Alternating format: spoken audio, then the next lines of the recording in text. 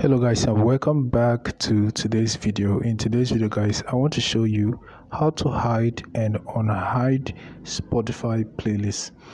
Alright, now let's get started. The first step you have to take is to open your Spotify app. Click on the library option at the bottom of your screen.